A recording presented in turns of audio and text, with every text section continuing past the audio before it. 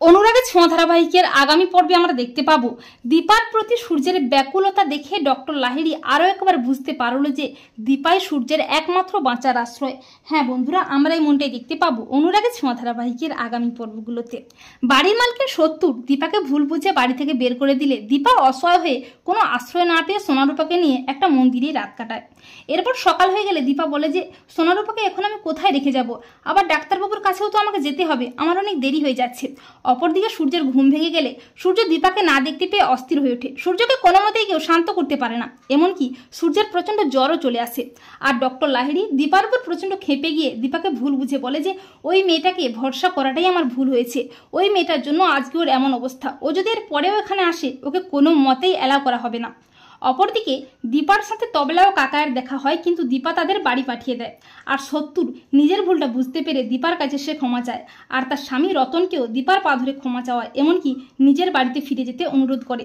আর দীপাও সত্তরের অনুরোধ ফেলতে না পেরে সোনারূপাকে নিয়ে তার বাড়িতে যায়। এরপর দীপা সোনারূপাকে বাড়িতে রেখে তড়িঘড়ি করে ছুটে আসে মানসিক স্বাস্থ্য কেন্দ্রে, কিন্তু সেখানে দীপাকে অ্যালাউ করা হয় না।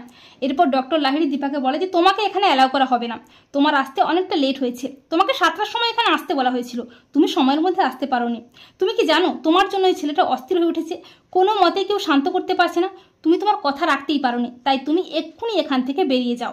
দীপা ডক্টর লাহিড়ীকে অনেক বোঝানোর চেষ্টা করে, কিন্তু ডক্টর লাহিড়ী কোনো মতেই কোনো কথাই শুনতে চায় না। অপরদিকে দীপার গলার আওয়াজ শুনতে পেয়ে আকুল হয়ে ছুটে আসে সূর্য। আর ডক্টর লাহিড়ী যখন ভুল বুঝে দীপাকে তাড়িয়ে দিচ্ছে, তখন সূর্য চিৎকার করে বলে না, ও কোথাও যাবে না। এই বলে সূর্য দীপাকে জড়িয়ে ধরে আকুল হয়ে বলে তুমি যেও না, আমাকে ছেড়ে তুমি যেও না, তুমি চলে গেলে আমি মরেই যাব। তখন দীপা বলে আমি আপনাকে ছেড়ে কোথাও যাব না। আর দীপার প্রতি সূর্যের এই ব্যাকুলতা দেখে আর দীপা সূর্যের এই অসহায় ভালোবাসা দেখে ডক্টর লাহিড়ী নিজের ভুলটা বুঝতে পেরে দীপাকে বলে মা, তুমি আমাকে ক্ষমা করে দাও, আমার অন্যায় হয়ে গেছে, আমি বুঝতে পেরেছি তুমিই পারবে ওকে সুস্থ করে তুলতে, আমি আরও একবার প্রমাণ পেলাম তুমি একমাত্র ওর বাঁচার আশ্রয়। এই বলে ডক্টর লাহিড়ী আবারও দীপার হাতে সূর্যকে তুলে দেয়।